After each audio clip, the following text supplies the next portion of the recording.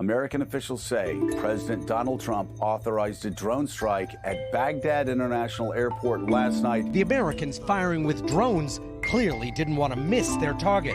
Iran's General Qassem Soleimani. Essentially the second most powerful man in Iran after the supreme leader. There's widespread debate around whether President Trump had the legal authorization to strike Iran's military leader, Qassem Soleimani. The Pentagon is absolutely correct that it can take preemptive attacks. Look, the bottom line is if the president has intelligence that Americans are being targeted and about to be killed, you don't wait until we have more body bags. The president does not have the authority for a war with Iran. So why is it so hard to know if President Trump broke the law? And if he did, who holds him accountable? In order to answer these questions, we have to consider two sets of rules. To be lawful, you have to satisfy both domestic law and international law. That's Harold Koh. He was the top lawyer at the State Department under President Obama and now a professor at Yale Law School. He knows something about targeted killings. Part of his job was defending the legality of the bin Laden raid. Under domestic law, there's a decapitation strike of a foreign leader. It's the equivalent of starting a war. And Congress has to declare war and should be in on the original decision. Koh doesn't believe the strikes were legal. There are several laws and resolutions that dominate this area. Here are the two at the center of the debate: the War Powers Act and the Authorizations for the Use of Military Force, or the AUMF. The War Powers Act of 1973 mandates the president to notify Congress within 48 hours of an armed conflict, and he can only use American armed forces, quote, into hostilities or into situations where imminent involvement in hostilities is clearly indicated by the circumstances for 60 days without congressional approval. That's why you've probably heard the word imminent a lot. We know it was imminent. There was an imminent attack. Is it that imminent? We made the right decision. Imminent and sinister attacks. The U.S. Department of Defense cites self-defense, describing an imminent threat. They have not yet provided evidence to the public. To be clear, the strike followed a week of escalating tensions in the country, including an attack on an airbase that killed an American contractor and wounded others, and the storming of the American embassy in Baghdad. The embassy was secure at the time of the Soleimani strike. The president also has to notify Congress of this within 48 hours, which Trump did initially over tweet. He has since formally notified Congress, but the document is classified, so we don't know the official rationale or how imminent the threat really was. When you think about how the Trump administration is talking about the strike and talking about the escalation with Iran, are you looking at certain sentences or certain words that they're using that could be implicating them legally? Yes. How imminent was the attack? What is the factual basis for their claim that he had authorized actions, that a strike would be occurring very soon? You know, for example, did he authorize attack in the United States? If so, when was that going to happen? Why was killing him the only way to prevent that from happening? Second are the two AUMFs, or the Authorizations for the Use of Military Force, established in 2001 and 2002.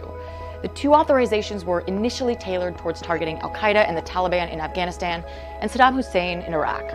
But their scope has notoriously been expanded on by President George W. Bush for Guantanamo, President Obama in Libya, and President Trump in Syria. The one in 2000 came up right after September 11th and was basically designed to allow the president to target those people associated with al-Qaeda who had caused the 9/11 attack. There is no plausible factual claim here that Soleimani did this, although Pence made just a false statement that there was some connection. Koh here is talking about Vice President Pence's tweet thread, the one in which, for example, he makes a connection between Iran and the 9/11 hijackers, even though the 9/11 Commission, quote, found no evidence that Iran or Hezbollah was aware of the planning for what later became the 9/11 attack. There's a 2002 AUMF, which involves the situation in Iraq, but that was against Saddam Hussein, who of course has been removed some time back. So neither of these AUMFs is really on point or ought to be a basis. What's been happening over time is that the various administrations have been reluctant to go to Congress to get approval, so they keep reading language in these existing laws to authorize extension of the war to clones or offshoots of Al-Qaeda.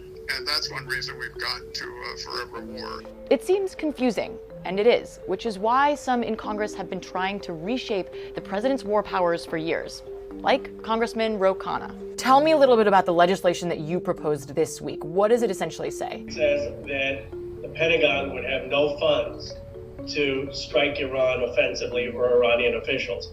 Here's the important thing to remember. We passed this in the National Defense Authorization Act with 27 Republicans in the House, and there were a majority of senators who supported it.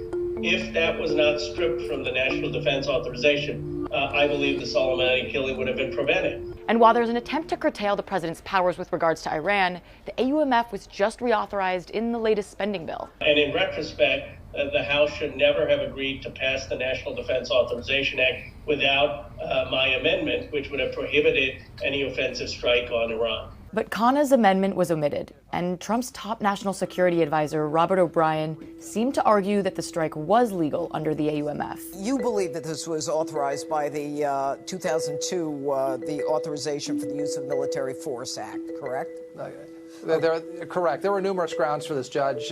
First of all, as the commander-in-chief, it's well accepted that the president has the inherent authority to defend American troops when they're subject to attack. Again, self-defense. The reason why self-defense is so important is because of the second part of all of this. International law. The UN Charter does allow for a nation to act in self-defense, quote, if an armed attack occurs. But Agnes Callamard, the UN Special Rapporteur on extrajudicial killings, didn't seem to think that the Soleimani strike would fit the bill. This is very different from killing Osama bin Laden. He wasn't the leader of a sovereign state. He had no interest in making Al-Qaeda a sovereign state. But Iran is a sovereign state, and to attack the number 2 leader is the equivalent of launching a war against that country. But in order to see any action in response, there'll need to be a big shift in the current partisan environment, especially after Iran's ballistic missile attack. Congress could just say, we're not going to fund the president to conduct any further offensive actions against Iran. But here's the reality. Congress, we love to talk about our opposition to endless wars, but we've never really been willing to cut off the funding for these wars.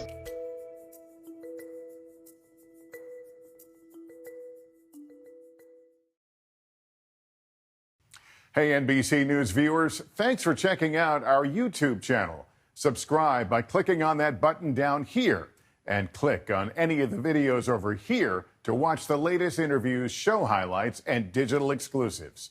Thanks for watching.